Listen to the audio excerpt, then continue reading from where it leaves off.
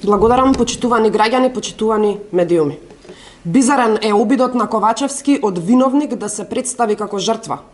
Ковачевски од ден на ден влегува во непресметани лаги и манипулации.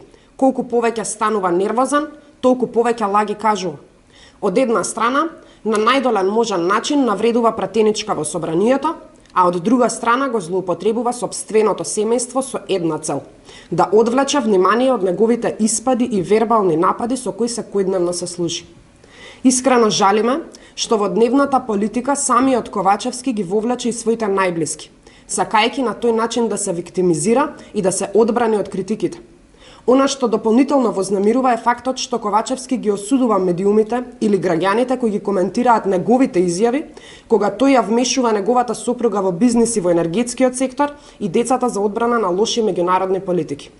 Почитувани, можеби ова за нас е една од најнепријатните пресконференции на кои треба да зборуваме за нечие семејство, но кога нападот со лага е упатен кон некој кој не сторил ништо такво, единствено решение што ни останува е да ја зборуваме вистината. Затоа што одговорноста е клучна и во политиката, како и во животот. За негативните напади кон себе, Ковачевски нека си провери во својот двор. И уште еднаш нагласуваме дека е време да запре со клеветите и лагите кон претседателот Мицкоски. Ковачевски од ден во ден го покажува својот примитивен однос. Го гледаме тоа и во собранието кон пратениците, и на пресконференциите кон новинарите, но и кон народот воопшто. Доколку Ковачевски е нервозен за нападите кон него, кои што му доаѓаат од неговиот табор, не значи дека мора да се служи со изливи на шовинизам на јавна сцена. Во исто време, додека зборува за етичност, Ковачевски дава насоки за напаѓање на претседателот Мицкоски со најбрутални лаги и манипулации. Ковачевски и СДСМ секој ден се повеќе тонат во калта која сами ја создадоа. Ви благодарам. Повелете прашања? Ваш коментар за новата мерка на владата за замрзнување на цените на левот.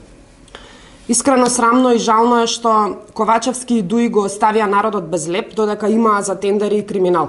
Македонија со оваа власт, со СДСМ и со Дуи е единствената држава, не само би кажала во регионот, туку и во Европа, во која на народот му се под знак прашалник основни екзистенцијални работи.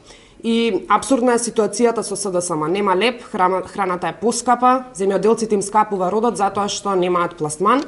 Државата е вратена многу години наназад, како во време на транзицијата, кога немало леп, млеко и други продукти, па се чекало ред или се купувало со бонови. Со Ковачевски веќе достигнување е ако државата и институциите може да ги извршуваат основните функции, а за повеќе и не станува воопшто збор. Второ прашање, ваш коментар околу истражувањето на ИРЛ за инфлуенсерот Обид Ковачевски и трошењето на народни пари за Facebook кампања. Навистина, жално е колкава е оваа хипокризија. Луѓе ни умираат затоа што оваа влада нема пари да обезбеди лек, учениците немаат книги, а нема ниту една функција во државава која што се извршува онака како што навистина треба, а Ковачевски, еве, гледаме дека само за 100 дена рекламирање на својот Facebook профил потрошил 26.000 евра. И според кажувањата на експертите, реалните бројки се дури и повисоки од ова што е лиферувано во јавноста. Само од јавно достапните информации, тој потрошил 260 евра за еден ден рекламирање на Facebook и тоа се пари со кои што сигурна сум дека можат да се купат голем број на лекови или пак да се дадат терапии на луѓето на кои што им се потребни, а со кои Ковачевски само се слика и дава празни ветувања кои никогаш практично и не ги исполнил, само за лајк повеќе, мислејќи дека така ќе му се крена рейтингот кој што практично е поразителен. Сметаме дека трошењето на илјадници евра за Facebook рекламирање во време кога народот едва и преживува е апсолутно неоправдано и говори дека на оваа власт не се важни ниту граѓаните, туку само сопствениот имидж за кој го донесоа до рап на екзистенција. Благодарам. Уште едно прашање. Дојавите за бомби во училиштата станаа секојдневие. Каков е ставот на ВМРО-ДПМН за ваквата состојба? Со месеци власта, Министерството за внатрешни работи, АНБ и сите други служби кои што се задолжени за безбедноста во државата и граѓаните не можат да се воспостават ред и сигурност во училиштата и во јавните објекти кои што се мета на лажни дојави за бомби.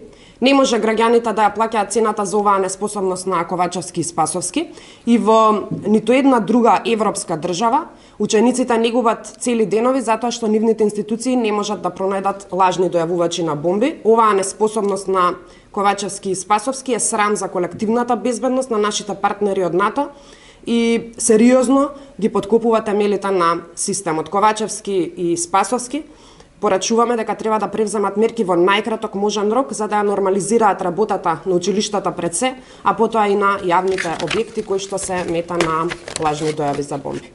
Благодарам. Ви благодарам.